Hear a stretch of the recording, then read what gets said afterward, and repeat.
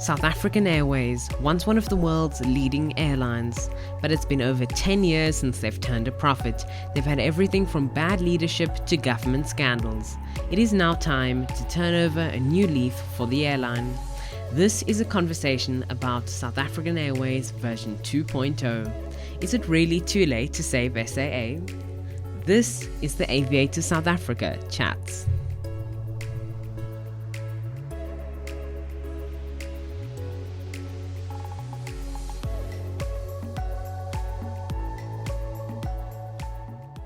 Hello and welcome back to this Aviators South Africa podcast. Today we're doing a video discussion-based episode on South African Airways version 2.0. My name is Kabir, I'm the host on the show, and I'm in the studio today with Warwick and Thomas. So we're going to be having a discussion about South African Airways. As we know, South African Airways faced huge hardships over the past decade, and as in the same phrase, they haven't turned over a profit in the past decade, which caused all of these issues. As we know, they were in business rescue, and as of 1st September, when we are recording this, they are about to restart their operations in about a week's time. Everything is going smoothly so far, and we are really here to have a conversation about what will happen to South African Airways and what does its future hold. So I'd like to start off the conversation by talking about South African Airways version 2. What is South African Airways version 2? Well, effectively what happened is the South African government, sold their majority share of South African Airways. So South African Airways is now no longer fully owned by the government, and the majority shareholder is no longer the government. This was in an aim after government scandals and corruptions, which we have discussed in several further episodes. So effectively, what happened is they put together a consortium to buy the other portion of SAA. The consortium was entitled the takatsu consortium, and it was built up with Global Aviation Pty Ltd, which are the current operators of a wet leasing company as well as Lift Airline. And the second half of Global Aviation was the financial backer, who was Harith Investments, a really large investment firm in the country. And so this takatsu consortium came together to give SAA money and its subsidiaries money to restart it. And so effectively, this is how SAA version 2 is lifting off. We know that they've got rid of a lot of their aircraft. They've only got, I think it's about 4 routes out of Johannesburg. And they've only got about 3 to 4 aircraft currently operating these routes. And of course, everything in this episode is a discussion episode. And don't take everything for fact, because in South African Airways, fact can change every minute. And so effectively, we know that they are starting various routes from Johannesburg, the first being Johannesburg to Cape Town. And the interesting thing about this is Johannesburg to Cape Town is one of the world's busiest air routes, so they're going to take that. They're also flying down to Maputo, Harare, Lusaka, Kinshasa, and Accra, Ghana. There are areas where SA has a monopoly, such as Accra, but quite frankly, every other route in their network of about 6 routes is not needed. Airlink, South Africa's regional carrier, have filled these routes, and other regional carriers from their respective countries have filled the routes in any event. So I'd like to hand over to Thomas to put us through here. Yeah, so basically, I was thinking the same thing, is that all South African Airways routes, because they've been off the market for so long, have already been filled by other competitors, such as Airlink, as you mentioned, and just even airlines that are not native to South Africa. So, lots like Air Mauritius, for example, for the Mauritius routes that South African Airways is doing. Not only, I bring up Air Mauritius because it has the same sort of price range as South African Airways, so people who want to fly premium can fly premium with Air Mauritius instead of South African, which people will undoubtedly want to do because it's a much more stable airline. So this sort of route network that they've put out now is just doesn't look like it's going to work as well as they'd hope, because when they were gone, obviously when they were gone, obviously a lot of the gap in the market was filled by other airlines trying to take that, grab that opportunity and sort of fill the market. Work? Of course, the other thing to mention with regards to their startup again and their second startup is COVID-19, which is obviously such a big part in our lives still at the moment. And it makes it so hard for an airline to get off the ground, as Lyft has managed to do it successfully, which is brilliant. And it also means that Gideon Novick, as the head of Lyft, as a CEO, has managed to gain multiple pieces of information on how to get an airline going in these difficult times. So I think that's going to help him with regards to SAA and getting it back up off the ground, just because he's now had some experience. Lyft has been a success. But that's also the other thing which we will talk about soon, is the competition between Lyft and the other airlines. And then with regards to the COVID-19, they're going to really struggle, I think, in the way that a lot of people aren't trusting them, firstly, with regards to routes and their stability. And then also they're going to have to now navigate through that, as well as people who are uncertain about the management and how safe it is to fly on an airline which has been so under the water for so long. Kabir? Yes, thanks for that, Warwick. And I think that is genuinely a very, very good point. The other thing, so we're going to be moving on from this and we're going to have a discussion about the takatsu consortium. So I've already given you a very brief outline. It consists of Global Aviation and Harith Investments. Global Aviation is a leasing specialist, and like we've said, has operated its own airline under the Lyft brand, which has really been a success. And we will be doing a separate episode on Lyft and talking about its growth, etc. We also did a trip report of Lyft, which is very cool. You can see it in the description below. But what happens now is that the takatsu consortium, which effectively consists of Lyft, is theoretically in direct competition with South African Airways subsidiary Mango. We also made a documentary about Mango, which is also linked below. But the real question now is, well, what happens to Lyft and Mango and its subsidiaries, such as SAA Technical and Air Chefs? Obviously, SAT, they are really filling a gap and they are needed in the market, and they've been constantly working throughout the time. Mango is a completely different story. It's all over the place, and we don't have any stability whatsoever from Mango. And so what now happens to Lyft? What happens to the brand? What happens to the two airlines, Warwick? Thank you, Kabir. I just want to quickly talk about SAAT, which is obviously, as you said, a needed area at the moment, because with Comair now getting their aircraft serviced by Lufthansa Technik, that sort of takes them out the market. So you can almost look at it from the sense that only SAA and Mango, and I guess Airlink, are using SAAT, which means that they haven't actually got too many aircraft which they're looking after. They've only got SAA's couple of aircraft, and then otherwise that's pretty much it. And Mango are also struggling at the moment. So we don't actually know how long, and if the other two are going to last. Is SAAT going to last? And I really doubt it. Tom? So this is unrelated to what you think, which I think is a good point as well. But in terms of Lyft, Kabir, you mentioned Lyft and Mango being in direct competition. And obviously with Mango comes along Airlink and all the other sort of Comair, which is low-cost carrier. But I think Lyft has recognized this as a potential issue.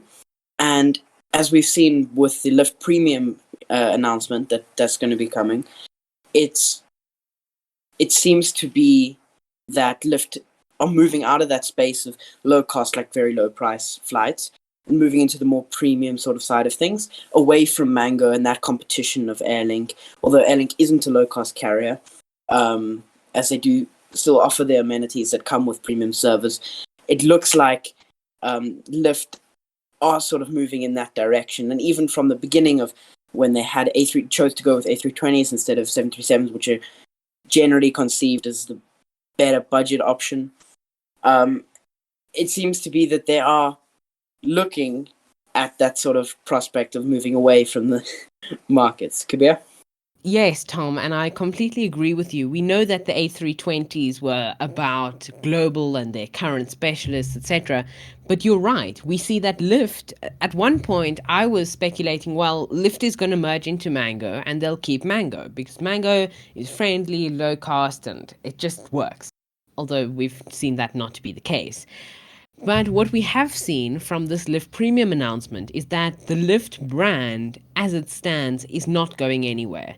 Because if they were willing to expand themselves, and like we've seen in the Team Mzansi Olympic announcement, if they're willing to expand themselves to the point of large international partnerships and bigger expansion in terms of service offering, then we know that the Lyft brand is still going to exist, and that leaves the question, what happens to Mango? And the question is, will Mango merge into Lyft? Will the brands shift? Or is Lyft going to become premium and Mango is just going to operate separately?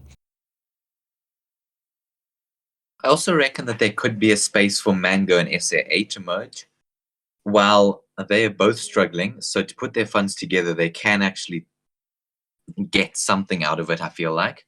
They're both in the same boat. I mean, no airline at the moment, I don't think, is going to merge with one of the SAA airlines because they're in so much debt and are struggling so much. So, and I also think that there's not really space for another airline at the moment. If you count SAA out, then I feel like we're sort of at the moment in the right sort of area with the exception of an international airline. And I feel like SAA is going to really struggle on the domestic market because people don't trust them. They're cheaper alternatives, better service alternatives, more reliable alternatives. So does it sort of poses the question, is SAA going to make it through this? And I mean, it's very hard to start an international airline from scratch. You've sort of got to go from domestic to international. And without being able to do well in the in the domestic side, I think they're really going to struggle to sort of make it past up into the international area. Tom? So I think you raised some valid points that I agree with. I'm not sure what you were thinking of in terms of how it would actually work. So how would the brand name, would it continue as South African Airways with the addition of Mango, although that's not mentioned in the name? Or would it continue as something like SA Express, which is part of SAA, which I suppose Mango is already like that? One other thing that I wanted to say is you said it was hard to start an international airline from scratch, which in the current market it seems to be very true. But I mean, you see how international, airlines start. It is generally just starting international and staying international. So we've seen the rise of the low-cost, long-haul airlines, which, I mean, obviously most of them have failed, but the few successful ones have never started or never done domestic because their whole business model is going long-haul, low-cost, which they thought there was a niche in the market for. Warwick? I feel like another aspect to talk about, and I know we're shifting slightly off topic, is aircraft. With regards to international, as people, and also domestic, you've really got to have smaller aircraft at this time, which SAA doesn't. They've got A320s, like Comair have got 737s. As we've seen as a result of COVID, Comair hasn't done as well. They've been into business rescue, whereas like Airlink with their smaller aircraft have done a lot better. They're now one of the top airlines in South Africa. They're operating tons of flights a day. So I feel like SAA are really going to struggle in this aspect. Kabir? Very valid points, and it's absolutely true. And it really depends what we look at with fleet strategy, etc., which currently we're not even sure if the airline is going to take off on the 23rd of September. So quickly on the Lyft. So right now we don't know what's going to happen with the brands. We were told of rumors this morning that Global Aviation were going to pull out of the consortium, which would basically leave SAA with nothing, because Global are their key to success. This was later dismissed by Gidnovic himself, but the truth is, it's a rumor, and anything is possible at this stage. And so if that were to happen, it would decimate SAA's possibilities. And as it stands, currently it's a rumor, but we don't really know. But I'd like to pull through to something else, which is its restart. We were initially told that SAA was going to only do cargo routes because that's where it fitted in. But sure enough, when SAA said, okay, we're going to restart, suddenly we're told, hey, book a flight with us and we can do the PAX market. And so then where does SAA fit? Do they fit in cargo right now in this COVID instance? Do they fit with passengers? And here's a question for you guys. Do they even have a space in either market? So that is a very interesting point, which I was also wondering about. And it's sort of interesting, like I mentioned earlier, that as there was an absence in the market that SAA left when they went, stopped operations, the gap in the market was filled by other airlines, especially in the PAX market, which means that gap is now filled and there's basically no space left for SAA in that space. So the smart thing to do in my mind would be to focus on the cargo side of things and hope basically for the best. Warwick? I think the other issue is that, as you mentioned, passenger has been taken up by other airlines. But, I mean, without the massive lockdowns which we had last year, where there were pretty much no flights happening, and the only ones which were happening were cargo or repatriation.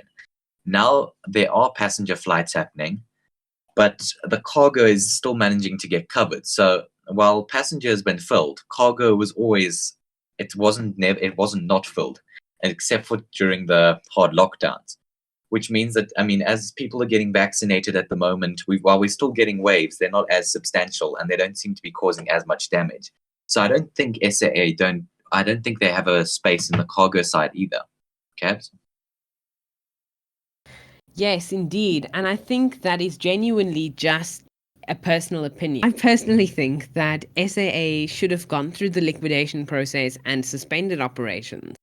But mostly it didn't do that because of many various reasons. Some are justified, but most were not, with patriotism being one of them. And so when I saw SAA restarting, I was quite frankly just like, you know what, it's never going to work. And we have to live with that. The question is, many people now see it as, yes, it is going to work. They've gone through business rescue and it felt genuine, inverted commas, enough for it to feel like SA was going to work. And that's a discussion in itself. Do we think the business rescue process was genuine? And so I personally think that a cargo restart would have been more preferable. But right now we have to wait and see the situation with SAA. So please be sure to check out our documentary series, The Storm Ahead, The Journey of the SA Aviation Industry, where we go in depth on SAA, Mango, its subsidiaries, and airlines such as Comair, which had successfully operated until they didn't. So that's all linked below. We're going to do more of these discussion-based episodes in the future. Don't forget to like, subscribe, and enable notifications. Follow us on Instagram at @_Aviators_SA. Thanks very much for watching and stay tuned.